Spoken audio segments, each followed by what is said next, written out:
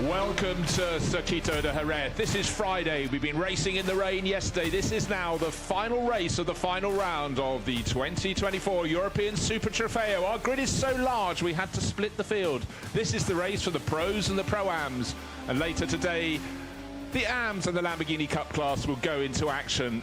Yesterday was wet in various degrees, but today it's dry. The flags are flying. My name's Bruce Jones. Alongside me, I have Sandy Mitchell up in the commentary box. It's a 50-minute race. This is the decider, Sandy. Yeah, it's amazing how you race and battle all year, and then it effectively comes down to a shootout in the final race. And yeah, if both cars are in the top three, it comes down to almost who finishes in front of the other. So it's exciting, and I'm sure the drivers will be feeling the heat, but looking forward to it. Well, they certainly will. So as I said, this grid is for the pro and the pro-am crews, and in both of those classes, it's down to a very fine point. It's a two-team battle. Largimali, Oliver Soderstrom, they are leading the pro class, but only by 3.5 points, and that is the gap between first and second, plus an extra half point. It's going to be really tight. And then in Pro-Am, we've got Bronick, Formignac and Stefan Rosina. They've got more comfort. They've got 11.5 point leads. It's 15 points for a win, but Renaud Kuppens and Roy Meujas maybe, just maybe, can take a tilt. But right now, we're sitting with a driver who's not in the championship reckoning, Igor Orzev on pole. Air temperature rising 17 degrees, track temperature nearly 20, still cool, humidity falling. The rain of yesterday is behind us, and then we go into the weekend for the World Finals, and the sunshine is going to be bright here at Circuito de Jerez. But here we are, all set. Normally this field would have 4 classes, but our field is so big, 83 cars came here for the Asian, North American and European series, and they have the pros and the prams on the grid. Of course, down on the grid and in the pit lane, we got Dakota as well, who'll be grabbing interviews for us. Yes, I'm down here on the front row of the grid with Lagum. Lagum, obviously, championship contention on the line here today. 4.5 points separates you and Bonderwell, who's starting in P6 over there. So not really in the danger zone, starting on second. Not a great race for you yesterday. Today's got to be better, doesn't it? Yeah, it has to. I think it will be. The main event is back, so it'll be a great race. Are you nervous? A bit.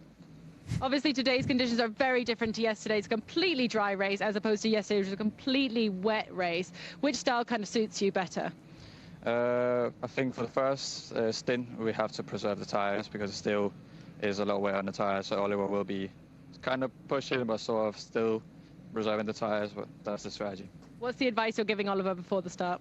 Say, vamos. Vamos. Okay, good luck. Let's get off the grid. Thanks. Thank you very much, Dakota and Largimali, slipping into the local lingo. Vamos, let's go. And so it is really tight, but if people are watching a Lamborghini Super Trofeo race for the first time, it's 50 minutes. There's a driver change halfway through between 20 minutes in and 30 minutes in the 50-minute race. And of course, in a Pro-Am lineup, and half this field of Pro-Ams, you want your pro to do the larger chunk of time. They will pit as late as possible if they're starting. Yeah, absolutely. I guess a lot of the Pro-Am cars will have the amateur drivers starting the race. So yeah, we'll probably see them dive for the pit lane as soon as that pit window's open. Maybe some of the other cars that are either the other way around or in the pro class might want to stay out a bit longer. And also the tyres will come into it. We could see Ali there explaining that they're going to need to look after the tyres. And but it's also reasonably cold, so they'll want a decent tyre temperature and pressure to begin with, and then they might be able to bleed that down in the pit lane, so that'll come into the pit stop strategy as well. Yeah, we saw that already this morning. The first race of the day was the finale of the Asian Super Trofeo, and certainly the pace really picked up after the pit stops. They started when the track was still a little bit greasy. There was a lot of rain last night and the night before, so it's not just the tarmac that needs to dry out. The curbs were still very greasy and slippery this morning, and the grass is still damp. However, it's going to improve from here and here. This is the car that's leading the Pro-Am class, sitting on a relatively comfortable lead, 11.5 points. They're some way down the order. They've just got to keep it neat and tidy, which is easier said than done. 30-car field, and the circuit here at Circuito de Jerez is narrow. Yeah, it is narrow, fast and flowing as well. So yeah, it's tricky, I'm sure, especially for the drivers watching their teammates starting the race in the pit lane. It's always nervy, and I think most drivers become more nervous watching in the garage than they do sitting behind the wheel, because all of a sudden they're not in control. So yeah, it's going to be tight. It's also going to be about who can get into the swing of things in the dry conditions as quick as possible, because they were driving all day yesterday in the wet. So yeah, the first 2 laps is going to be crucial here to try and make some progress. Well, thanks very much. They're standing in a fantastic drone shot. It's been a real step forward in covering motorsport. You can see the shadow of the drone, the bottom of the screen there. But the fact we can see a shadow shows the weather is a great deal better than it was yesterday. The run to turn one is very short. It rises very slightly, then it flattens at the top, so you can't be too bold on the outside. You just keep on travelling if you did. Yeah, it's a tight entry into turn one, and yeah, with the pole man sitting on the outside of the corner this time, I'm interested to see how that unfolds in the dry conditions. Right, so the car's being led around by one of the mighty Lamborghini Urus's. Let's run down the grid. Igor Oritsev, third in the championship. He's starting on pole for Artline. He's driving solo. Oliver Soderstrom, we heard from his teammate Largim Ali, leading the Pro Championship right at the top. Great run this weekend from Leonardo Caglioni. He's qualified third. Hampus Eriksson will be starting fourth for Target Racing, the team that leads the team's championship. Down on row three, Amory Bonduel, the outside hope in the Pro title battle. Then Jerzy Spinkovic, Polish driver, going faster and faster. Laurent Ergon going well for Schumacher CLRT, and Pavel Lefterov in Iron Lynx's entry in 8th position. Matteo Michelotto, he's getting closer to the front end. And Eduardo Liberati, a guest driver this weekend with Forte Racing, an Italian who's had great success in Lamborghinis in the past. And Diego Di Fabio, Georgi Dimitrov form row 6. Big grid, we've got 15 rows in all. Row 7, Andrea Fontana, and the Egyptian racer, don't get to say that too often, Ibrahim Badawi. Moving on down, Joachim Gallas and Joran Lenoitra for Mikonek and Iron Lynx, respectively. Getting down into the zone of the Pro-Ams by and large. Kalle Bergman and Roy Meyerhas, and Roy is second in that Pro-Am Championship. So he's ahead of his championship rival, Paul Levette, on the next row. Then Pietro Perolini, Jacob Riegel on row number 11. That's Leipert Motorsport. Ignacio Zanon really went well. Yes, finished third. Today starting 23rd. Not quite the same. Stefan Rosina, he's in the car that is leading the Pro-Am title battle. So he's just got to keep an eye on the challenging car from Boots and VDS, which is Kuppens and Meyerhas. Simenter, etc. Right, here we go. Sorry, I skipped a row there. Anthony McIntosh and Ruffini form the final row of the grid. 15 in all. And so many cars that we couldn't fit the entire European Championship, the Super Trofeo going so well in Europe. We have a second race today for the Lamborghini Cup and AM classes in that. So a flurry of cars, going to be a huge amount of sound coming up soon, but it's great to have the warmer weather. Track temperature has finally hit 20 degrees today. Humidity gradually is bobbing around between 80 and 90%. I think it'll fall though. Little flurry for the flags above the screen. Right, this is Pietro Perolini. Again, just the calm before the storm. The Urus pulls off, and now it's going to be 2x2 formation for 30 cars as they come round this final corner. Turn 15, the left-hand hairpin. Oritsev on pole, and the Swede, the championship leader, Oliver Soderstrom on the outside. That's the side away from the pit wall. They're waiting, and the start will be kept until all the rows are on the grid. The lights are red on the gantry. That's what the drivers can see. Last 2 cars, now we go green. It looks like a very good start from Oliver Soderstrom. He's on the inside line into the first corner. On a few cars getting very wide in the background, but it's going to be a bit risky for anyone running wide. But first half of the grid has got through nicely, neatly, everyone behaving. But Oritsev did not get the dream start from pole position, but he has somehow, out of turn 1, got ahead. That was bold. He was slightly behind, but maybe he just got the braking right. How did you read that? Yeah, it looked like it was still a little bit damp on the inside there. So the 9 car just braked a little bit too late and really went for it in the first corner. But great move on the exit there. And yeah, he's found himself back in the lead. Now, of course, you see Oritsev, though he's been doing really, really well, is not at the sharp end of the championship. The car we need to watch is the gold car of Amory Bonduel, and he is in 4th position, up from 5th at the start. He was behind Hampus Eriksson, but so he's got the job done. He's got that small advantage. He's chasing, but he's chasing Oliver Soderstrom's car. He's got to keep an eye. That's the one in 2nd place, the black and yellow car. Igor Oritsev in the metallic blue Artline car is off and running and getting away. So Bonduel cannot afford to spend too much time. He's gained 1 position. He's got to keep going, and he's tucked in behind Leonardo Caglioni. Yeah, I think he's been really quick in the testing in the dry conditions, so he was probably a little bit disappointed that it was raining yesterday. So it's definitely worth keeping an eye on him, because I think he'll have his eyes forward rather than in his mirrors today. Now, one of the elements within this race, majority of cars have a 2-driver lineup. Amory races on his own. His pit stop will have to be 3 seconds longer. We'll keep an eye on that, but he, of course, will be fully conversant with the conditions when he goes back out. Doesn't have to hand anything onto a teammate. But right now, what he wants is track position. He's gained 1. He's got to try and gain a few more, but likewise Igor Oritsev has got to Well, he's going to carry on trying to escape, and Oliver Soderstrom in second position wants to try and get past him. Bonduel, unfortunately for him, is now being challenged. He's in fourth place, but the car tucked in behind Pavel Lefterov going very well. And car 28 is now making a challenge. That's Bonduel, and he's trying to get close to the pink car of Leonardo Caglioni. Well, pink, yellow and green, it's the colours of the Oregon team. A tricolor, but not the normal French. A tricolor. Oh dear, car number 6 is in the pits. That's Matteo Michelotto, who started within just outside in 9th position. That's VSR. Now, can't see anything wrong with that car, but he's clearly finding something wrong, and he's parked in front of his garage. Yeah, let's see if they go to change the tyre or anything. Looks like the engine cover's coming off, so maybe a technical issue or a mechanical failure there, which is unfortunate for him. Well, it certainly is. He went very well yesterday for VSR, came home in 4th place. He's had, 2 wins in the championship, so a building year. But as soon as in a championship like the Super Trofeo, as soon as you drop a couple of don't get good scores at a couple of rounds, you really are somewhat finishes. 6 rounds across the season. Imola, Spa-Francorchamps, Le Mans, Nürburgring, Barcelona and Jerez, but that's 12 races, but 1 drop score, and it really does hurt.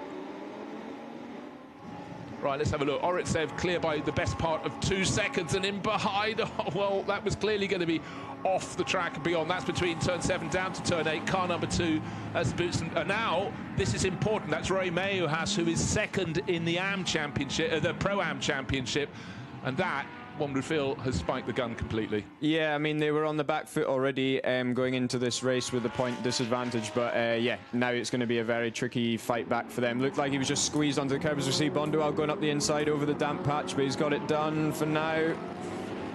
Couldn't get it stopped, so in better exit from the other car, and yeah, back to where he was. Let's try again.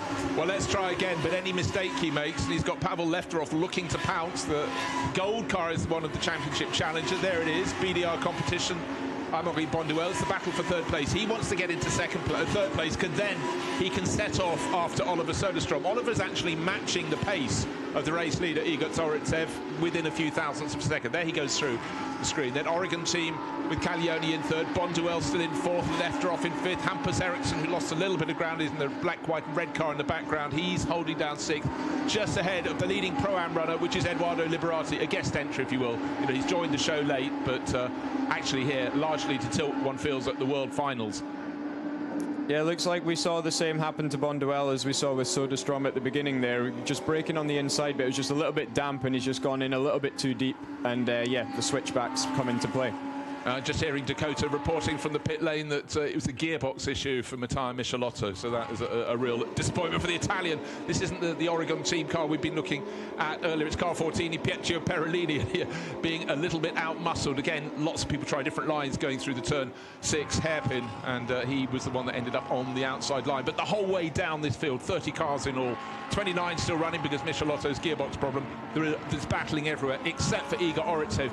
He got out clear very quickly, but he's sitting on 1.9 second advantage for the past 3 laps ahead of Oliver Soderstrom. Soderstrom, though, is 1.5 seconds clear. That's the gap I want to watch over Leonardo Caglioni. I reckon they're slightly closer to him in 3rd and 4th. The pink nose car in 3rd of Caglioni, then championship challenger Amaury Bonduel. He wants to get past, desperate to get past, and trying everything he can. Yeah, he's got a great run out the last corner here, so we'll see if he can get in the slipstream. I think the car in front's going to have to go defensive. Well, it's such a short run to that as you go across the start-finish line up to turn 1, but who's going to have the grip going into turn 3? Well, committed dive there from Bonduel. Will it work? You can see at the top of our screen there, side by side. It has not worked. Staunch defence from Caglioni. Yeah, good defending, and yeah, it's a tricky track to overtake here with the fast-flowing nature, and I think you're seeing that there's almost one line in a few of the corners where there's still some damp patches around, so yeah, very tricky there for Bonduel, but he's looking really racy, and I think there's a good chance he's going to be able to overtake in the next few laps. Just needs to make sure he doesn't stumble and fumble in his pit stop, because he's got that longer pit stop, 89 seconds from crossing the entry line to the pits until you leave, and a lot of drivers have been getting it wrong by a fraction of a second. That gets docked off their time, but it's not disastrous. In some championships, that's a drive-through penalty. Now let's take a look. This battle for 3rd place. Bonduel needs to get ahead of the car, not the one in front of him. He definitely needs to do that. It's the one 2 ahead, just to make the maths simple. Drivers like simple maths. He wants to get past the championship leading car that's running 2nd in this race. Oliver Soderstrom on board. He will hand over when it comes to pit stop to Larkin Ali, where Amaury Bonduel will keep on going all the way to the finish, including his pit stop, of course. But really, right now, He's had a look for, what, 3 laps now at every line he can to try and get third place from Leonardo Caglioni. But Caglioni, young Italian racer, very impressive, holding it fair and square. Yeah, it's tricky because he's almost shown his hand a little bit that he looks extremely fast in the last sector and for the first couple of corners. So, yeah, you've almost shown your competitor where you're strong. So it's going to be difficult to overtake, but he needs to stay calm. Right, the car we just looked at there with the VF on the door, that's the car leading the Pro-Am class. Eduardo Liberati, another challenge up towards the first corner. This time committed, this time going through. Can he slow it down enough into third place, but losing third place? Caglioni, well, it's going to be nip and tuck. And Caglioni, oh, a little bit of push and rub. I like the colour of your paint. Let me have some on the nose of my car. Great battling for third place. If this was the opening round of the championship, we could simply enjoy this, but we've got the championship ramifications totally adding another layer to this. And Caglioni, he doesn't care. He's not going to win the championship, come second. He's looking for a top result, and right now he's earning it. Yeah, I mean, Bonduel's just seeing the number 9 car get further and further in front of him at the moment, so his frustration will be growing, and he definitely wants to get past this car as soon as possible. And you can see from the body language of the car, he's looking really quick, and I'm sure he's got good pace to be able to catch the cars in front, so absolutely he'll be going for it.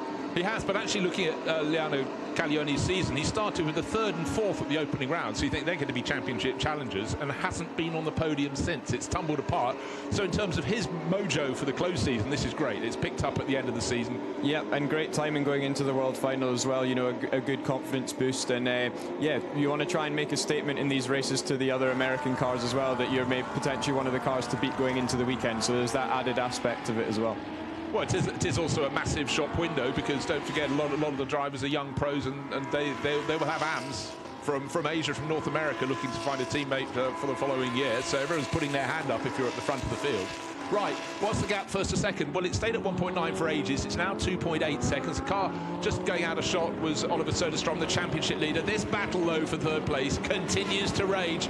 And there aren't that many options when you go to the hairpin. You can go in wide or you can go in tight. In the middle, you'll find the yellow, pink and green car of Caglioni, and he's not putting a wheel wrong. Gradually, Pavel Lefterov is falling off his tail, and Hampus Eriksson is catching him in their battle for 5th place. And Bonduel takes a look. Is it going to come to blows? It hasn't yet, but certainly very, very busy in the opening stages. This is giving me flashbacks a little bit. I spent the whole stint behind Jonathan Cecotto here in 2019 doing just like this, looking almost every lap and just not quite able to overtake. So, yeah, I can definitely feel his frustration from here. Right, Pavel Lefterov falling away in 5th place. Look in the background, the black, white and red car. That's Hampus Eriksson trying his best to move up the order a little bit. The lead Pro-Am car just tucked in behind, green and yellow with the VF sponsorship on it. That is our Pro-Am leader, that's Eduardo Liberati. The next car in class is just going through your shot there in 10th place overall, Joran Lenoitra. The turquoise nose on his entry from Iron Lynx. He's sharing that with Claude-Yves Gosselin. Claude-Yves will be standing in the pits waiting for his turn. So yesterday, the penultimate race at the final round of the European Super Trofeo was in all sorts of wet weather. Slightly wet, very wet, less wet, more wet. So it went on. Today, it's properly dry, except if you go where these drivers are going now. Let us go down, because Dakota is prowling the pit lane. Dakota, what have you got? I have got down here with me. Now, Leonardo's doing absolutely brilliant. This is probably the best you've been all season, but you know, Bonduel's right behind me, contention. So will Leonardo be able to hold him off, or do you think let him go past?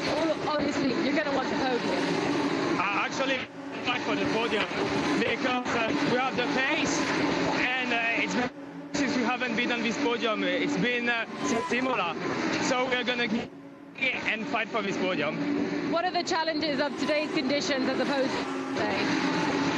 Actually, today is quite dry, so it's easy to see. But as Leonardo told me before the race, there are still some wet patches over the track, so we need to be careful. Where? Which turns of the wet? Mainly on blue parts outside the track. I don't think it's a big deal with the conditions right now. Let's see what Leonardo can do. Thank you. Thank you, Dakota. Enzo Garacci, his teammate, is the one in this car holding down third place overall, Leonardo Caglioni. So will they bookend their season with the third place, the opening round, another third place here? Will Igor Oritsev, our current leader, continues to pull clear? 2.5 seconds. He hasn't got a huge advantage. We're talking a few tenths every now and again, because certainly Oliver Soderstrom is driving very, very well in behind. He just didn't quite get it together at the start. But he is the championship leader. His Danish his teammate, he's Swedish. His Danish teammate Largim Ali is waiting in the pit lane. We'll see how long Oliver stays out and how much time in this race. But they've got to work out where the car's going to be relative to traffic, etc., etc. But Oliver's doing a fantastic job. Largim Ali, his head went down yesterday. He didn't qualify well, so he started down the order. And as we talk, it's so hard to overtake here. He couldn't gain enough traction to gain places to get up the order. So today, but they've come here with a points lead. It's just smaller than it was when they arrived here at the circuit. Yeah, and yeah, although it was difficult for them yesterday, they're in a fantastic spot now. So yeah, Soderstrom's holding the gap around about the 2.5 seconds, which, if we remember, can get them into the lead if they have a good pit stop, because the leading car is going to have that extra 3 seconds in the pit. So he's done a perfect job, needs to try and keep that gap as small as possible, and they could emerge in the lead. And yeah, what a nice way to finish the season it would be for them to win the race and the championship. So long way to go, but yeah, they're looking strong at the moment.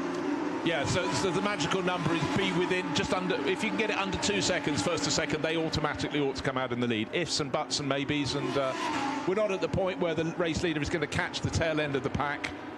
In fact, Matteo Michelotto had that gearbox problem. He's back out on the track, but he's coming into turn 9 as our race leader Oritsev gets into the hairpin. That's turn number 6, turns right.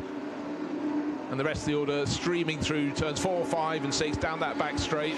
There is turn 6. This is the tail end of the top 10. Joran Lenoitra in the turquoise car is 10th. He's second in the Pro-Am class, but Eduardo Liberati continues to lead that. Georgi Dimitrov in car number 43 sits in front of Lenoitra. There he is, car 43, entered by Iron Lynx. That's one of the yellow cars. He shares that with Edgar Malouin. It's sort of technical part of the circuit, turns 9 and 10. Turn 8 is the really tricky one, and we saw that clash in the final race of the final round of the Asian Series. There's 2 cars. In fact, the leading pair clash going to turn 8. But then, of course, you get down to the very, very fiddly chicane. There's no other way of describing turns 11, 12 and 13 apart from tight, fiddly. Not so appealing for a driver, but it is to slow the pace through that slingshot that is tucked in behind the paddock. Again, fantastic drone shots really add to the drama of the racing now. That was looking down on turn 15. The track, as you can see, where the cars are mainly running, properly dry, but I did like that description from Enzo Garacci. Which parts are slippery? The blue bits. That's the painted area of tarmac on the outside. Add paint to tarmac, it's always slippery, but the fact very few people have driven across it. So if you do slip wide, make that mistake, the ramifications are so much larger, aren't they? Yeah, you know, you'll activate the traction control much more than you want, and yeah, it's going to make it very difficult. Well, I had a sudden, oh my word moment, because I thought it was the other car from Mikonek Motorsport, which is the one that leads the championship in Pro-Am, but this is car 22, which is shared by Joachim Gallas and Matej Pavlicek. No problems, though, for our race leader. Here he is, car number 57. And it was Gallas at the wheel of that, and it's that final corner that's caught out so many people. And amazing, luckily he was relatively near the back of the pack. He's had some nose contact with somebody, and it may well be that someone spun in front of him. I think it was, gosh, well, I think that was right in front of the sister car. And so the contact, the Oregon team car coming through, I think that was Perolini, who's already had a 10-second penalty. I don't know where else he could have gone. At this corner, we've had some really near misses. I think everybody else has left their braking so late into their hairpin. They're thinking, am I going wide coming into... Oh, my gosh, there's a car sitting in the track. And often if the car in front jinks around, that's when it's the first time you see it. And it looks like today there's some really different lines going on in the last corner and also in turn 9, just with a bit of the wet patches on the inside there. So yeah, it's interesting seeing the lap times. In testing they were down as low as low to middle 43s, and in race pace today we're doing 47. So clearly the track not quite optimal in conditions, which yeah, is definitely adding an extra challenge for the drivers. Something they need to remember in the heat of battle. Right, we're looking at the gap. Soderstrom wanted to be under 3 seconds down off the race lead. It's 4 thousandths of a second the other way. So Igor Oritsev continues to escape. The race down the pack is very, very good. Bottom end of the top 10. Georgi Dimitrov in 43. Pavel left her off, getting a little too close, and that looks like he spun the car out in front of him, which was it the green and yellow, or Liberati, I think, has now gone missing. So yeah, I think Liberati has been the one who spun around. Just waiting for a sighter on that before I get too excited. So this is 8th, 9th and 10th positions, and Lenoitra is waiting no longer. He's second in the Pro-Am class, and he's worked his way forward. I think the stewards might be looking at that one. That was definitely the application. No, Liberati fans, he's still running, so I don't know who it was they collected and spun around, but... okay, well spotted. Car number 25 is the one tumbling down the order. Jerzy Spinkovic, there he is, Unique Racing car. Yeah, he'd been running in 6th place, that would tally. Potential for a safety car here, because his rear wheels look pretty buried in there.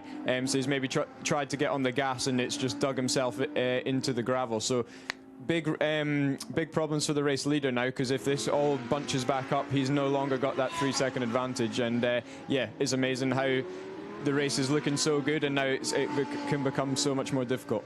Oh, another one in trouble. Car number 81 moving through the gravel there. That's well, that's an important car. It's Alex Howe who's going to be handing over to Shandov. They came here and they took victory yesterday, but because they missed some rounds of the championship, they're way down the championship reckoning. But well, he got away with that. Some gravel traps consume cars, others you can get through, but that's another car that has taken a tumble right down towards the tail of the field. So far, no sign of a safety car. I'm not wishing it on anybody, but it's up at turn 2 that contact was made. I can't quite see that corner out of our commentary box, but I can see a Manitou lifter scurrying towards the scene, and there is Spinkovic. You know, he's in the gravel trap by the smallest of margin.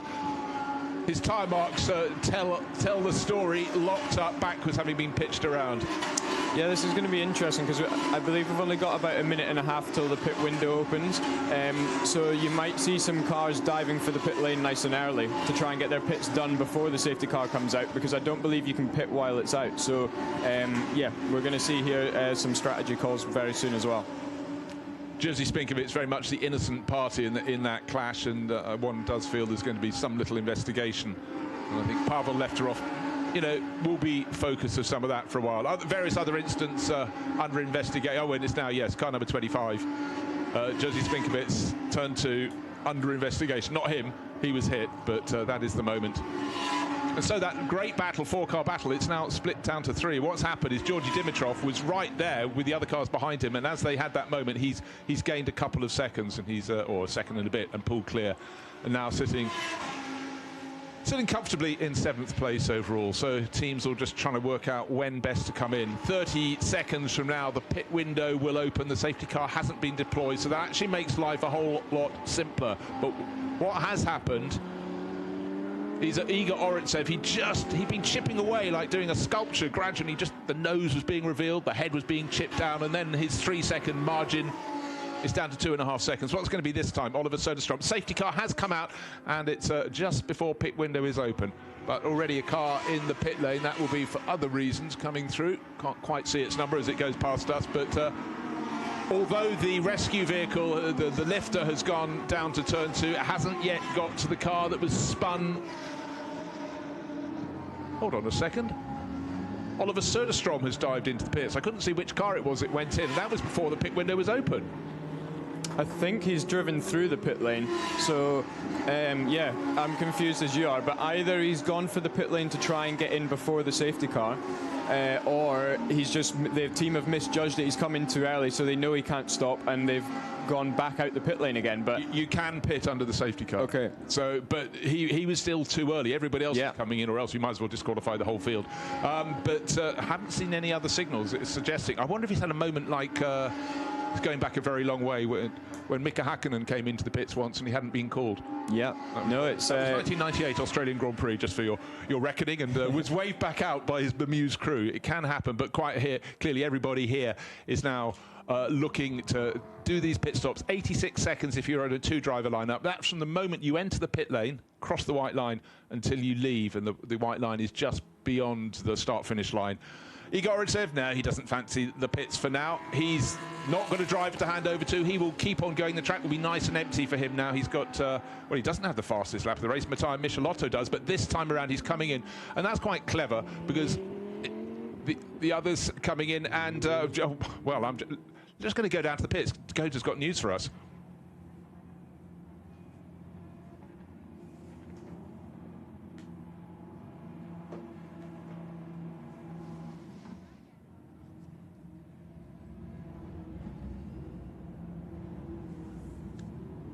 I've only got 3 words for that, Dakota. Oh my word.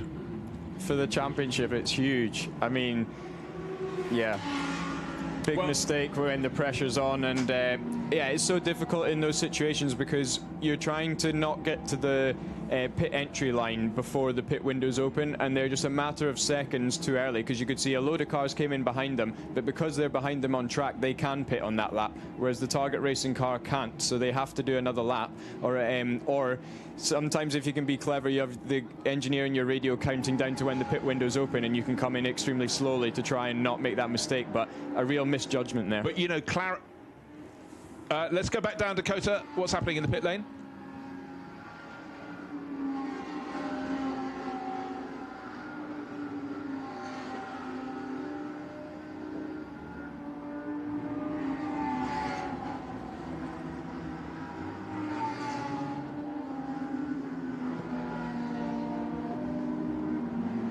Wow. The whole field wants to come in together, and mistakes can be made. But I just want to touch on the radio signals. Could it have been that Oliver Soderstrom heard a message, pit, but they might have said pit next time. But to him, this is the next time. But he came in, I think, about 13 seconds or thereabouts before we got to 20 minutes into the race. Yeah, potentially. There's all sorts of communication errors that may have taken place. Obviously, we don't have the team radio here, so it's difficult to tell. But that's why we quite often in our team, we use the word pit potentially while we're talking about the race. But then when you hear box, that's when you know to come in. So, yeah, obviously that can help to eliminate mistakes like that. But whether it was something like that or just a misjudgment, or he saw the safety car and thought, I better come in, who knows? Indeed, who knows? But what we do know is that Igor Oritsev ought to emerge in the lead of the race. His pit stop looked nice and clean. He came in a lap after his rival, so he still had time to take more. But I think at that point he wants to come in, maybe adapt the tyre pressures a little bit. But he doesn't have a driver change. His pit stop, of course, as a solo driver would be 3 seconds longer. But the amount of time that would be burnt coming in and driving through the pits, I think it's about 23 seconds, something like that. Just put that in your mind, and if that's been thrown out of the window, that is massive for Oliver Soderstrom. It's now Lagim Ali, who's listed at 12th position at the moment. However, as the cars are coming out of the pits, we will reappraise that position shortly when everything settles down. Still cars in the pits. In the world of Pro-Am, that's being led at the moment by Kevin Ghilardoni, car number 14 for the Oregon team, but still with some of the rivals due to come back out. That could change around. But importantly, everybody is still running apart from Jerzy Spinkovic, the innocent party who was spun up at Unique Racing up at turn 2. This is Paul Levette, Oregon team, listed in 2nd place at the moment. Took over from Hungarian racer Laszlo Todd. And actually, Di Fabio's in the pits. He's listed top of the time charts. Paul Levette running around at the moment. Running in the pro class. But it's Igor Oritsev in the background of the shot. So he ought to be able, in terms of his natural pace in this race, to be able to sweep by and go into the lead. But at the moment, he's sitting in that metallic blue car in effective 2nd place. He doesn't have to worry. Oritsev is not in the championship battle. He's scored well, but not consistently across the season. But if he could end this season in style by adding a victory to yesterday's 2nd place, that will leave him 3 wins from the championship. But his early season form was patchy. A handful of non-finishes just didn't help his cause. And just waiting to see Lagim Ali still listed in 12th place when he comes across the start-finish line any moment now. A whole gaggle of cars behind the safety car, just coming up to turn 15. And again, Sandy, it's when a safety car comes out, it can turn a race on its head. It can come out in front of you before you've had a pit stop, and all your margin of advantage is knocked away. But it's now sitting there at the front of the field. But some gain and some don't. But if you've got your pit stop done and got back out, and then the safety car comes in and your rivals then serve their pit stops when you're running slowly, it could be a big advantage for them. So yeah, it's, I think we have seen a lead change here, so that's obviously changed the order. Okay, let's go down to the pits and hear from Stefan Racina. Started this race as the championship leader in Pro-Am. How's it going for the crew? Stefan, obviously, you look really, really flustered getting out the car. It's quite hot in the car. Yeah, it is, and it's quite wet still in some corners, so it's really tricky. And you know, we are fighting for P1 in our championship, so I didn't want to risk that much. So I took it really as good as I could, and hopefully we are gonna finish on high. Look, you're 12.5 points behind Koopens, who's 2 places behind you in the race. So I think it's a good chance here. You've got a good lead for the championship title. Yeah, it seems like, but you know, we need to be humble. Still 20 minutes to go, but it's been a tough season, and let's see how it ends. And what did you learn from your stint that you can pass on to your teammate? I mean, the track got dry and dry, but now it's on him. You know, we needed to change. We were not ready for that. We took a gamble, so let's see. Good luck with the rest of the race. Thank you. Yeah, easy to lose track of that battle, because the Pro-Am race has had a car that was not in the championship effectively, leading it for a while. But after the pit stops, it's Kevin Gillardoni just waiting for him to come across the line. He ought to be leading Pro-Am, but again, it's the final sort of shuffle after the pit stops. The pit window is still open for another 2 minutes, but the pit lane, to my eye, is empty of cars. It's everything. Basically, all the cars are going through turn 7 to turn 8 now, and a lot just coming out of the hairpin. We're looking at them there, waiting for this. The race hasn't stopped. It's safety car in this lap. The message I was looking for now at the bottom of the screen. Yeah, I think we've got a pretty mixed up field here, because although it's showing some cars a lap down, the field's all bunched together. So it looks like we've got a lot of back markers potentially in between the leading cars in the pro class as well. So that's another thing that the pro driver is going to have to deal with, is trying to get through the traffic and go after the cars that they're fighting in the championship. Exactly. At the moment, the safety car is in front of car 14, which is Kevin Gillardoni, the leading car in the Pro-Am class, and that means 7 cars, all pro class cars, are at the back of this train of cars, but they have a near lap advantage. So that is really quite extraordinary. And Lagim Ali is among that number. He is not the lucky 7, everybody else that's behind the safety car. And so we'll have to see how this comes. But for Lagim Ali, car number 9 is the one you need to look for. It's the entry from Target Racing. Oliver Soderstrom did the start. Safety car in this lap, and in the background of the shot there, Kevin Gillardoni weeding left, weeding right. He's got to control the start, but the 7 front runners are at the back of the train with a lap advantage. Yeah, this is a pretty unique situation. I don't know.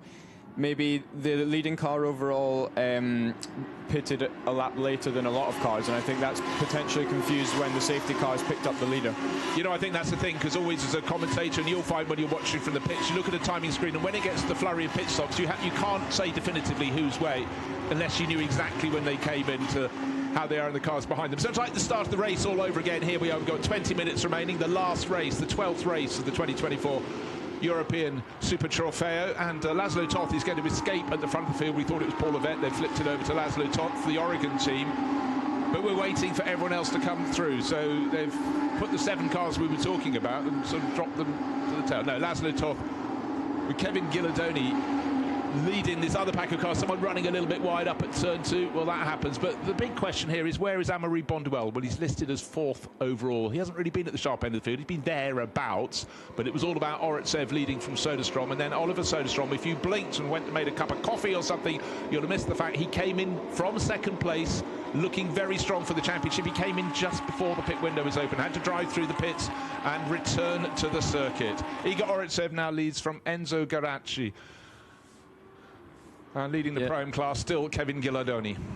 Yeah, it's still really tight in the championship battle, because at the moment, Bonduelle being 4th and Ali being 9th is advantage Bonduelle. But if he loses 1 position and Ali gains 1, then all of a sudden it changes back again. So, yeah, he's going to have to try and stick in, not let any cars past him, and keep going forward. Yeah, I really do. And actually, a little bit of a moment for one of the cars going through the chicane with everybody else so tightly bunched. If that had gone around, that would have been really tricky. And that's where someone else's accident can become your problem. Now we're looking to see where Formaniec is at the moment. He's right down the back. He is the championship leader in the Pro-Am class, and it's really gone away from him. We're going to wait to see when he crosses the line, but we've got this weird situation. 7 cars weren't picked up by the safety car. They are nearly a lap up. Gillardoni leading the pack of cars behind the safety car. He's in 8th overall. Stefan Bostandiev and Largim Ali behind him. Remember that name, Ali. That's the one we need to look for. He's came here leading the championship, but the battling around him is so fierce. I wouldn't want to be there. He's got Alberto Clemente Pisani. Here is Largim Ali, the bottom of your screen, tucked in behind Stefan Bostandiev. If he can pick up a place, that could be magic. Yeah, he really needs to get this place. He's got a good exit out of turn 5 here, so we might see a move into turn 6. Yep, defensive. He's going for it, though. He needs to make it happen, so he's got to be aggressive. Well, let's see what happens when he comes out the other side of the graphic. Has he got ahead? Yes, he has. But yeah, because the clock's counting down, 17 and a bit minutes remain, but now he's got clear track ahead of him. So a bit of a gap until he gets up to the next car, Kevin Ghilardoni, which won't help him at all, because Kevin is running in the Pro-Am class. He needs to get up with Rodrigo Testa, which is rather more difficult. So now running in 8th position, which is good for 3 points. And what's the margin between them in terms of their points? First, between Bonduelle, it was 3.5 points. Bonduelle at the moment is heading for 10 points and the title. Yeah, it's Ali's kind of done everything that he can in this second half of the race. He's gained the position on the 41 car there, but there's now such a big gap to the next car that there's no chance of anything that he can do. But great move there from Ali, and yeah, he's kind of done everything that he can now. And of course, those the cars that are running from 1st to 7th, oh, bit of contact down there. Car 81, that's Frederick Schandorf now at the wheel. That's the car that we saw off in the gravel with his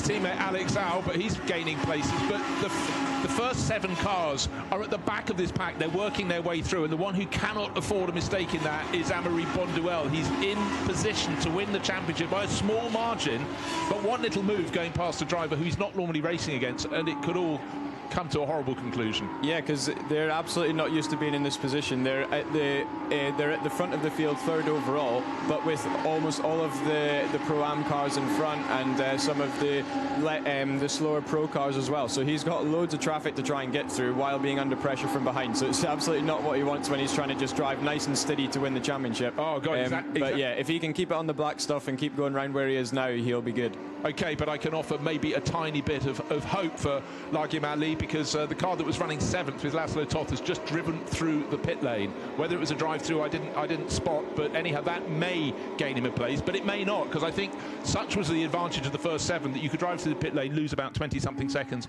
and you're still going to come out ahead of Largim Ali, who ended up at the front of the pack at the restart, but with all his rivals ahead of him. But yeah, behind him, if you know what I mean. Yeah, it's a tricky one to manage. So, yeah, quite a unique situation that we've got here. Now, again, keeping our eye... Well, I was going to say, let's look at the Pro-Am battle, and 2 cars that have got to fight it out. They're together, but they're down in 26th and 27th position.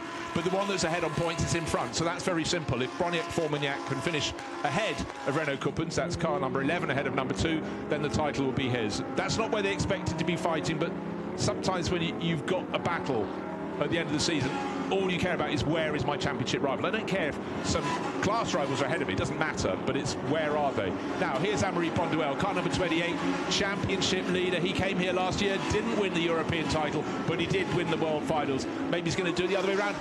But if you get an incident, things can change. But right now, just car number 14's gone for a little bit of a rotation. That's, I think it was Pietro Perolini, was it?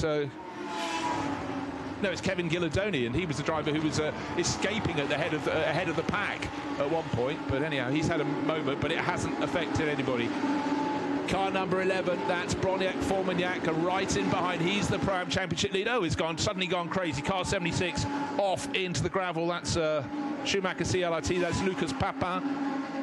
That's buried. The big question is, where exactly is that? Gravel bed at turn 8. That's the really, really tricky right-hander. Well, left-hander. He's turned maybe slightly right and then been spat across the track, but he's deep in the gravel. Will we have another safety car? How will that affect things? Igor Oretsev leading the race from Enzo Garacci. Enzo building on the fantastic work of his teammate Liano Caglioni. So they started the season with a 3rd. Will they finish it with a 2nd? Safety car back out again. And we've got another car in the gravel, which was Dimitri Engelbert in number 74 from Pegasus Racing. He's off at turn 11. There's the warning to the drivers. And the safety car driver, no cup of coffee for him. Back out into action. 13 minutes remain. The sun is shining here at the Circuito de Jerez. If you're just joining us, this is the 12th and final race of the championship. But we've got split field at the moment. We're trying to work out the championship battle. Yeah, I guess the only hope potentially for Ali now is that if the safety car picks up the overall leader of the race, which is Orachev in the 57 car, then that could bunch the pack up again. So we're going to have to see what goes on here to see if he's got any chance in this final part of the race. Yeah, Sandy, effectively, how long will the safety car period be? Because he had the other cars behind him on the track, but almost a lap up. But actually, it'll be Largin's turn. The important thing for him, he got to the head of the queue behind them. How long the safety car period? Will he be able to move up into 8th place on the track, right behind 7th, which is Laszlo Toth, and then start picking them off? Well, let's find out. This could be, you know, when it looks like the door had been slammed in Largi Mali's face by his teammate Oliver Soderstrom driving into the pits too soon. And now there is just half a chance that he can get his foot through that door and open it, but it is only half a chance. Yeah, it's never over till it's over, as they say, and yeah, classic case of that going on here. So, yep, still a lot to unfold. The good news as well is that it looks like they're getting the car out of the gravel pretty quickly, so we should be able to go back racing here and not finish under the safety car. So we'll get a grand finale, and yeah, it'll be an exciting last 10 minutes or so. Yeah, Sandy, but what you forget that we had 2 cars in the gravel, one at turn 8 and one turn 11. I think the one at turn 11, Engelbert's car, has been moved. Now the safety car pulling to one side, and it needs to pick up the metallic blue car of number 57. But that means Largi Mali has been released, going through the bottom of your shot. He is going to drive like the clappers now to see if he can get onto the tail of the field. But if the safety car period ends in the next lap, even possibly 2, he's not going to be quite close enough. But if it's actually with 2, he should. If it's just 1, yes, there's a chance that he's got to make up 3/4 of a lap. Yeah, absolutely. This is exactly what he needed. It lets him, hopefully, if the safety car stays out for long enough, get back onto the back of the pack, and then he's going to have to be in full attack mode for the last few minutes to try and get past as many cars as possible. It's going to be tough because it's not only the pro cars that he's got to overtake. They've probably already made their way through some of the Pro-Am traffic, so he's got that to deal with as well. So a tough task, but anything can happen. Well, it looks like the party's already started down in the pit lane there, Sandy, but Smiling Places, maybe that's the teams that suddenly thought, wow, this is suddenly a chance has come back our way. Some nervous faces in the pit lane as well. When you've done your stint, there's nothing more you can do. You have to wait for your fellow driver to see what they can perform. But the field is moving around. The safety car should have picked up our leader, which is Igor Oryxov, who's had such a good finish to his season. If he wins today, his results across the last 4 races should be second, first, and that will be championship winning form if you can keep it up across the start of the season. But he hasn't managed to do that. The start of the season was poor for him and the Artline team, but since then it's been great. And there he is, sitting at the head of the queue. Enzo Garacci should be the car tucked in behind. Let's just double check. 57 leading, waiting for 61 to come into shot, but it's not an Oregon team car tucked in behind, it's someone else. Yeah, the Oregon car is in 3rd position in that queue, trying to work out who the interloper is in the black and gold car. It's another pro runner. Amaury Bonduelle is running 4th, listed as 3rd. So the other car's coming into the pit, so couldn't quite work out who it was. Anyhow, he's out of that mix. So Bonduelle in 3rd is heading for 10 points. And a while before the safety car withdraws, let's dive down and find the very latest with Dakota. The safety car is probably going to go in after the... But obviously running in, you're fighting for a Pro-Am in 2 right now, so what's possible? You know, safety car restart. Well, obviously Renault's in the car right now. Do you have faith in him to be able to bring this on for the 1st place in the championship? I mean, I have total faith in him, but to be honest, I don't have much faith in the drivers on this grid. I don't know if people saw, but I got hit that first completely on purpose, and the other guy only got 10 seconds. It's honestly, I don't really understand why. What's the point? I mean, especially because we weren't even in the same category. So yeah, I'm pretty annoyed about that. And we'll see. Anything can happen in these races, which is the beauty. But we're going to need a bit of a miracle in order to take this championship home. Let's hope for a miracle. Good luck. Thank you. That was the voice of Roy Mejuhas from a rather noisy pit lane there, and he was the first spinner in the race, but it was with an unhelpful helping hand. But what I have noticed in the last 10 seconds or so, the race chaser, here he is, car number 9, Largi Mali, streaking past the pit. He's now on the tail of the group of cars ahead of him, but quite a few of them are not in his class. He wants the car he's aiming for to try and pick off is car number 34, one 34 for the pink, yellow and green cars from Oregon team. That'll be Laszlo Toth at the wheel. Then he wants to find car number 50, which is DL Racing's Rodrigo Testa, and he's got to pick those ones off. He's running 8th, and his rival, Amaury Bonduelle, is heading to the title at the moment because he's running 3rd. Larguim Ali, though, if he finishes 8th, he only picks up 3 points, and at the moment his margin, he needs to get up effectively to 5th place. Yeah, unless Bonduelle drops back 1 or 2 positions, so he absolutely needs a bit of a favour from Ericsson here and the cars behind Bonduelle to try and attack. I'm just going to correct myself. He needs to get up to 4th place. He's 3.5 points clear, and the difference between 3rd and 5th is 4 points, so that's not good enough. He's got to get up to 4th place. That is the target for Larguim Ali, and it's going to be a tough one. We haven't got much on the clock. It's a 50-minute race. We only have 7.5 minutes remaining. And Larguim Ali, he just had a horrible time in qualifying yesterday. I don't want to say that would have cost him the championship. Really, what could have cost him the championship is what happened today with Oliver Soderstrom driving into the pits. His teammate coming in a lap, well, for the 15 seconds before the pit window was open, having to drive through the pits. I mean, it always feels as though it's purgatory if you come in and have to do, let's say, drive through for a stop and go. But when it's for absolutely no reason, and you've just moved out of a very safe 2nd position. No, soul destroying, and also you could see the frustration for the Boots and VDS team there because they were spun out early on and their championship competitors not having a great race either, so they could have had a good go at it as well. Ifs and buts and maybes, but not for much longer. The safety car has withdrawn, the green flag is waved, and so when Igor Oritsev comes around the corner, he's got the Oregon team entry of Enzo Garacci heading for the best result for he and Leonardo Caglioni, but you know what? Can you end with a win? Anyhow, I think Oritsev is going to have his hands. They'd have to be pried off the cup here, the trophy here. Up to the first corner he goes. 6.5 minutes remain. Green flag. Off we go all over again. Bear in mind, coming through 6.5 seconds away from the lead, but in that train of cars is Larguim Ali. And I don't think he actually has any back markers. No, there are about 4 back markers who might be in that mix. Look for the black car with the green nose, the Danish flag for Ali on one side, and the other flank has the Swedish flag for his teammate Oliver Soderstrom. Oh, it's very, very busy going out of turn 2. This is turn 4. And one of the cars, the car there is Lee. Oh, he's got both the Mikinek Motorsport cars up ahead of him there, and they're running. And one of those has the championship leader in Pro-Am. That's the Formignac, and Roy Mayhas, at least his teammate Renaud Kuppens has moved ahead of Formignac, so we'll have to check those points in a minute. But here is Larguim Ali, very, very busy indeed, just ahead of one of the Boots and VDS cars. And he's got to be picking off cars left, right and centre. Remember, 4th place is what he needs. He's running in 7th place now. He got ahead of Stefan Bostandiev. Next target, Rodrigo Testa, but he's 3 seconds up the track with a couple of other cars in between. I would suggest that's like going for the north face of the Eiger. Keep on pushing, keep on trying. It's so busy. Bonek Formignac running around, heading surely just by small margins in car 11 to the Pro-Am title, but you know, right now they need to be out of the way because here comes Larguim Ali. At the last second he had to pull out of that. That wasn't going to work into the chicane. No, but he's going to get a good run out of here. He's kept it to the left. He'll be flat out through this final right, and he's going to have another go into the last corner, I would think. At this point you're thinking, have you seen me? You must know I'm here. Safety car again. Right, what's happened? Kevin Ghilardoni has been given the black flag. Can't tell you. Mistake, not getting the procedure right under the safety car. Now we got another safety car. Oh, and that is for why the barrier, the tyre wall has been rearranged.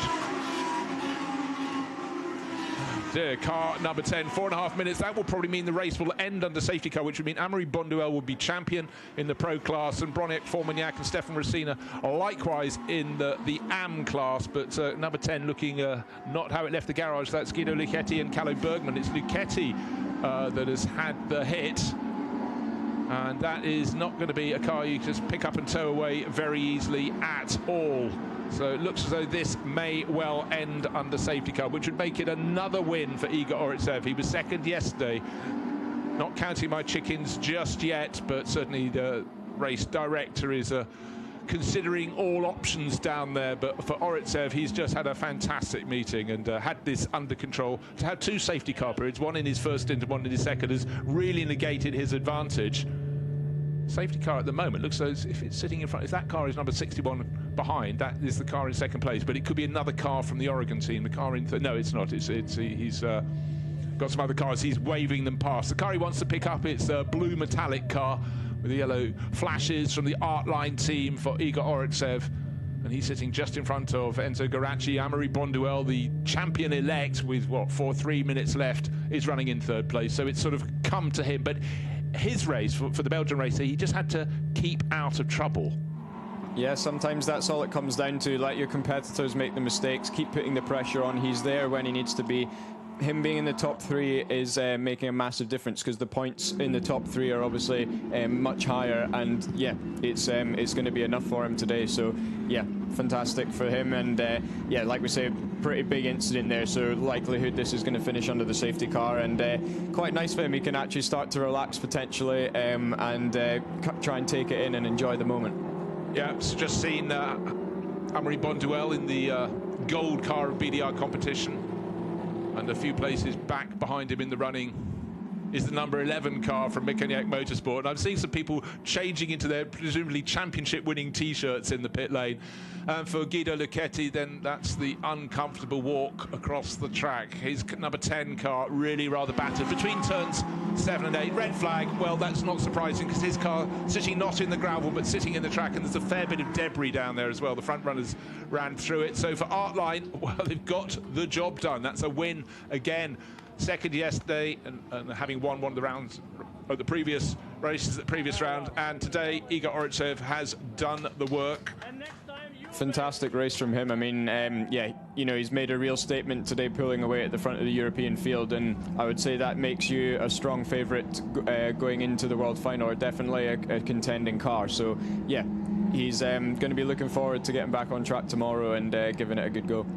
Certainly will, you know, ending the season on a high. But this is the thing, this final race meeting, you know, can produce so many things, but it is about, you know, trying to clinch the title. But if you're not in the hunt for the Asian title, the North American or the European, you've got those world finals. But if you can come here and bag both, well, then you really do truly deserve to buy all the drinks. Exactly, yeah. It's great for the for Oretsev, because he's had a, like you say, a difficult start to the year, but fantastic results towards the end of the year. So yeah, we saw that today and in the last couple of rounds of the Super Trofeo. So perfect timing for him coming into the world final. And let's tip our hat to the Pro-Am class as well. It was won this afternoon late morning by VSR, Andrea Frasinetti and Ignazio Zanon. They've had a really good meeting. They were 11th overall, but you have to look all the way down to 23rd position. That's not somewhere Bronick Formaniak and Stefan Racina like to finish. There's only 1 point behind the crew that were challenging them. Therefore, they take the Pro-Am title. So really very, very well done to them. And it's tough. And when a race like this, particularly with the timing of a safety car, just before the safety, the pit stop window, it really does make the team have to get up onto their toes and think carefully. Yeah, because all of a sudden you have almost every car coming into the pit lane, because it's obviously an advantage to stop as early as possible in the safety car period. But that makes that doesn't usually happen. You know, like we've said before, normally you potentially have the Pro-Am cars coming in later and the Pro cars coming in first. Now you have all 30 cars or so arriving at the same time, and it makes it really tricky for the team. And it comes also down to a little bit of luck, because if you just get a car pulling in front of you at the wrong time just as you're ready to leave, then all of a sudden you can't, and yeah, it makes it extremely tricky. And but it looked like there was no penalties for pit lane procedure as such, so everyone did a good job. One does feel that Mechanic Motorsport were as quicker on getting the T-shirts on than they were on the track, but today they took the Pro-Am title, and the Czech team from Czechia. Great to see. You've got to enjoy these moments. It's not every year you can win a championship. So yeah, fantastic to see, and they'll definitely enjoy it, and yeah, reset overnight and go again tomorrow. Yeah, absolutely. So thanks very much to Sandy Mitchell. He's got to fly and do some track duties, lucky man. But thank you very much for joining me in the commentary box, and I will take you through the final results, and then of course the podium ceremony. Hopefully they can be herded up there very well indeed. Thanks, Sandy. And great to have racing in the dry today. Yesterday was very, very tricky, and it was great having Sandy along. Just keep an eye on that, on the championship points as much as anything, because that really was a pendulum that swung one way, swung the other, and the cars come back remarkably unscathed, but Mechanic Motorsport crew going bonkers. But at PDR competition are down to greet their car, the gold car of Amaury Bonduelle. He didn't win the European title last year. He was so close, but he did end his meeting by winning the World Finals. Will he manage it this time to go for the doubles? Certainly looking very good. The Belgian racer there, happy with life, and he had to be very, very careful in that race. Couldn't afford any mistakes. Had to keep an eye on what was happening to the car, the crew that led him. Oliver Soderstrom and Largim Ali, they were ahead. He was going to have to really fight in the second half of the race, but then there was the problem. Soderstrom came in inadvertently in many ways to the pits, had to drive through too early for his pit stop, and that was the championship on a plate. But then with the safety car periods, everything was changing fore and aft, but he kept it cool and calm, and third place was enough to nail that title. So congratulations to Amaury Bonduelle. What a great season for the Belge.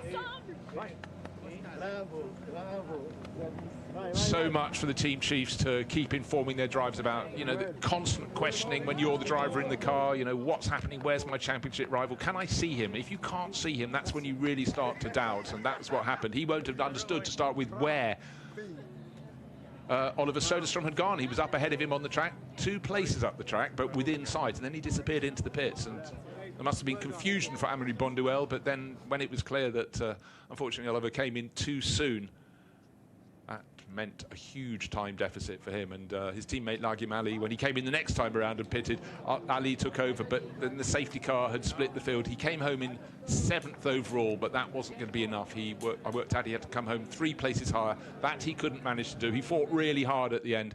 So disappointment for the drivers who came here leading the pro class. That's Largim Ali and Oliver Soderstrom, but Amaury Bonduelle was consistent, put 6th place behind him yesterday, and now let's go down because we have Dakota in the pits.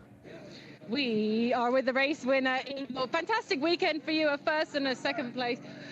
It's just been a great weekend, and it's a great pump for the World Final. Congratulations, right? Yeah, really happy that we have a mega pace and in a race as well. I was a bit really worried in the beginning when I got safety car. I don't know why the decision to put out the safety car when I passed the pit entry and into last corner, but I was lucky that the pit window was not open. Otherwise, we would have not been there. But in the end, really nice. Big thanks to Texel, Artline, and Shota Hazava for the opportunity and wonderful end to the season. A shame we didn't perform well in the beginning, but great to finish P3 championship, and also congratulations, Amaury, for the championship. And I know your family would be so proud, especially your late passing of your granddad. He would be absolutely proud on you today. Thank you. Thank you very much.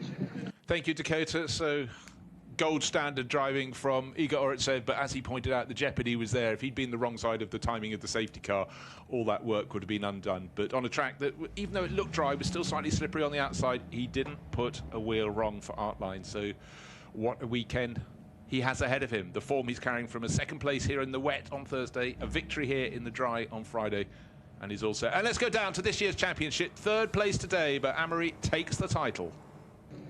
Bonduelle, a 3rd for you today, but take the title. You have a dominated season. You know, you're a quick all-season round. How good does it feel to be the pro champion? I'm super happy. First of all, thanks to all the team for the amazing job all the year. We have a lot of bad luck all the year, but finally we win the championship. And this title for all the work, the 3 year. You're almost out of breath. I know you don't have the words to say now, and I know you'll find them later. Congratulations. A massive, massive congratulations from everyone at Lamborghini. Thank you.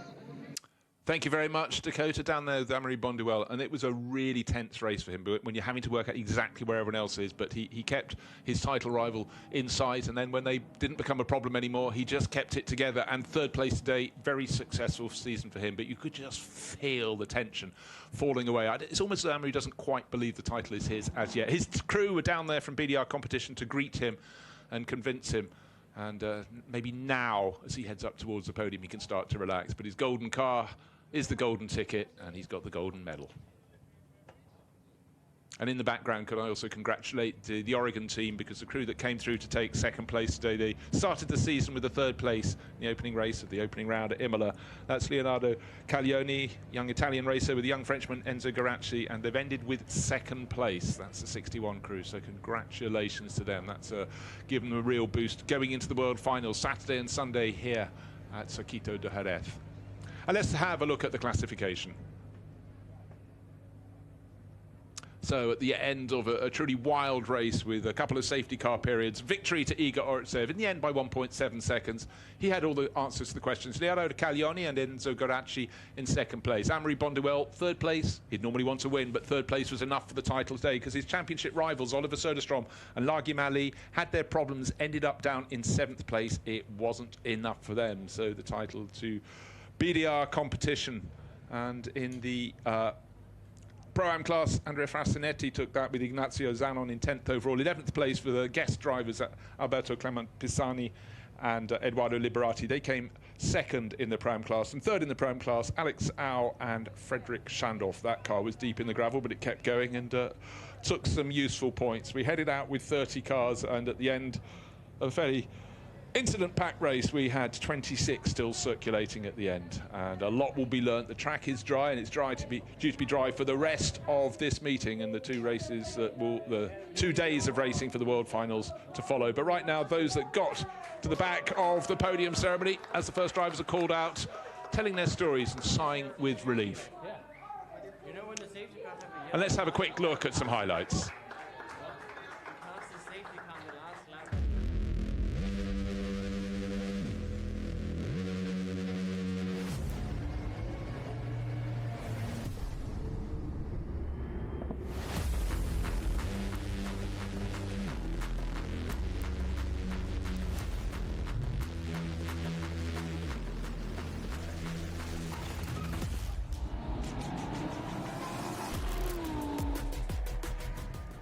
So let's take a look at the Pro podium.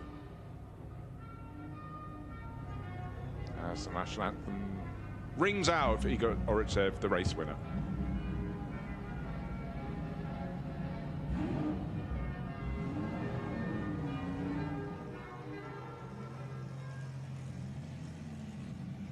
So the national anthem ebbs away. Third place on the podium, but this year's European champion is Amaury Bonduelle. In second place, Leonardo Caglioni and Enzo Garacci, so lots of applause. And for Igor Oretsev up on the top step.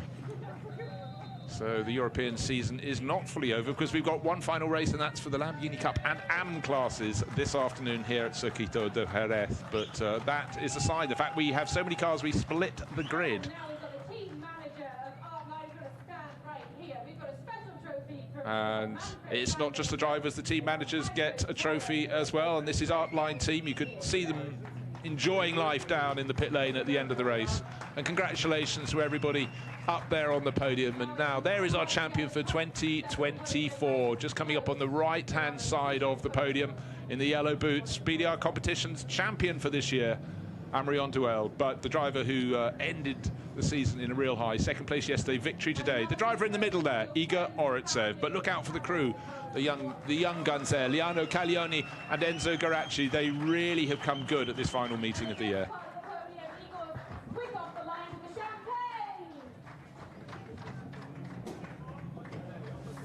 So the traditional spraying of the champagne, habit started by it's thoroughly motor racing now, started at Le Mans with the great American racer Dan Gurney, the first to let the bubbly fly, and people thought that was a good thing, and it's carried on flying ever since for those lucky enough to get up onto a podium at international circuits around the world.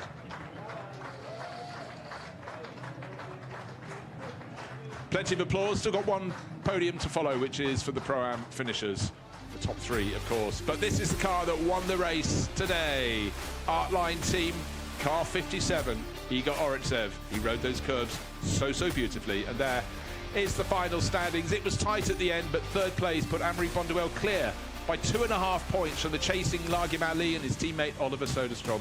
A couple of slip-ups from them this weekend, and it's cost them the title. Igor Oretsev up to third place and cemented it with that win today. Matteo Michelotto, gearbox problem cost him on the track today, but he's had a good season, as has Hampus Eriksson. But Garacci and his teammate Caglioni up to 6th place with that late charge to the podium. But let's go to the final podium for the Pro-Am class for 2024. The number 81 crew, Alex Au and Frederick Schandorf. Race didn't go their way today. And 2nd place, the 172 crew of Alberto Clemente Pisani and Edoardo Liberati. But the Pro-Am winners, car number 16 and its crew from VSR, Andrea Frasinetti and Ignazio Zanon. What a meeting they've had.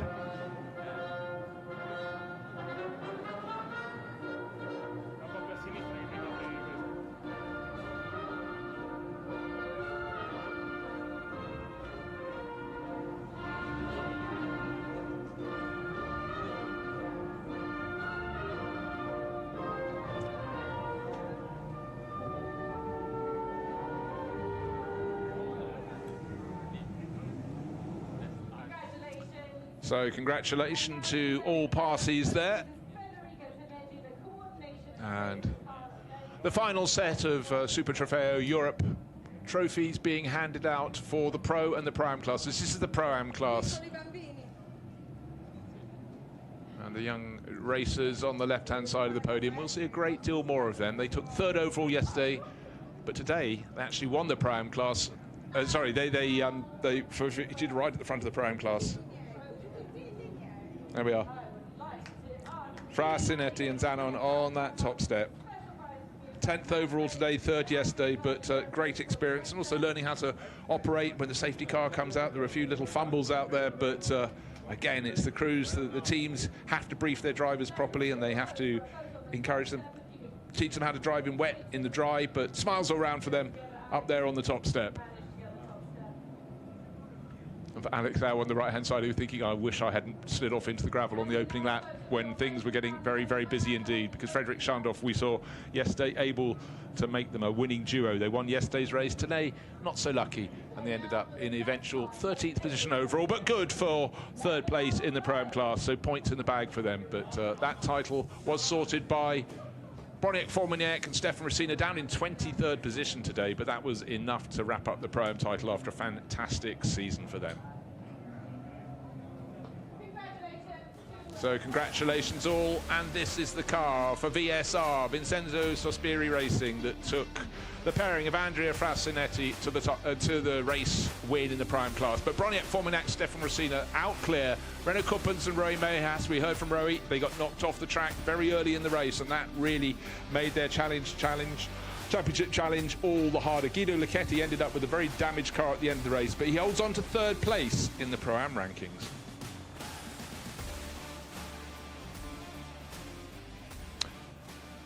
And that is it. Let's go out for the end of the season with the highlights for the Pro and the Pro-Am battlers.